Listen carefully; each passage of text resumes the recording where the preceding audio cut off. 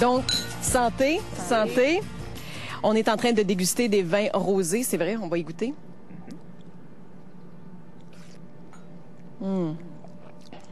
Vraiment délicieux. Orpailleur 2009, bien sec, très agréable. Un vin peut-être d'apéro, mais le fait que ce soit sec, donc pas sucré du tout, pourrait devenir un compagnon extrêmement agréable. Alors, ce que je vous ai apporté, parce que l'auberge West Brom fait partie des activités brunch, alors Stéphane Charpentier à l'auberge nous a préparé 2 petites bouchées. La plus intéressante, un blini, un petit saumon fumé maison, fromage à la crème à la nette, petit caviar et une petite algue. Alors, je t'invite, essaie, tiens. Ouais, c'est bon. Vas-y, entretiens-nous sur les rosés pendant ce temps-là, Benoît. Alors, on va voir l'arrimage gustatif très intéressant avec... Tu vas prendre une autre gorgée? Non, commence par la bouchée. T'en as déjà pris une. Annie, si tu veux bien.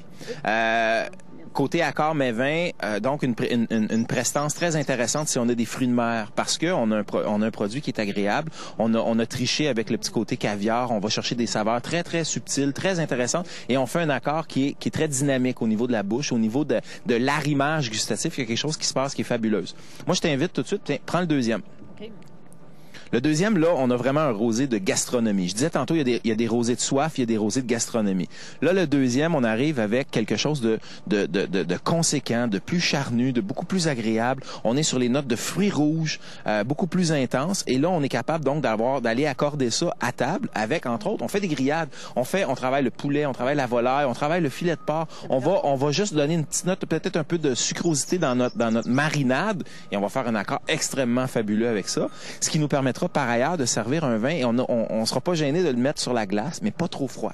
Hein? On est dehors, il fait beau, on profite du beau temps, mais on veut pas servir ces rosés-là glacés. On veut que ces saveurs-là, plus vineuses, comparativement au vin de soif, là, où vous savez, un vin trop chaud montre ses défauts, un vin trop froid cache ses qualités. Moi, je vous invite toutes les deux à goûter le troisième. Alors, le deuxième, c'était le domaine Les Bromes, un magnifique cuvée, c'est à base de Céval Noir puis de Maréchal Foch.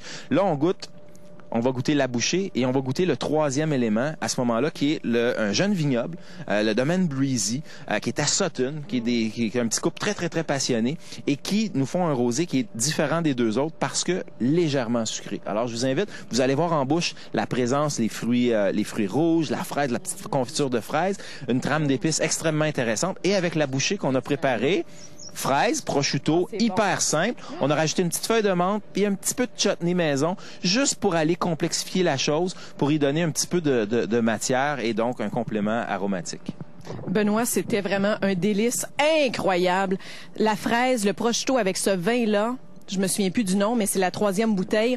Ça, là, c'était vraiment incroyable. C'était délicieux. Et c'est le genre d'accord qui va être présenté lors des brunchs du 30 mai et du 6 juin. Absolument. Et les rosés sont des passe-partout au niveau gustatif. On pense qu'on prend juste ça à l'apéro. Au contraire, on met ça à table. On va trouver une espèce de compromis pour les gens qui veulent manger de la volaille, mais qui sont pas très blancs. On est capable de faire des arrimages, et fiez-vous à vos propres goûts. Hein? Amusez-vous. Bon, ben c'est ça. Donc, amusez-vous aujourd'hui, amusez-vous en fin de semaine, et nous, on se retrouve la semaine prochaine. Bye-bye.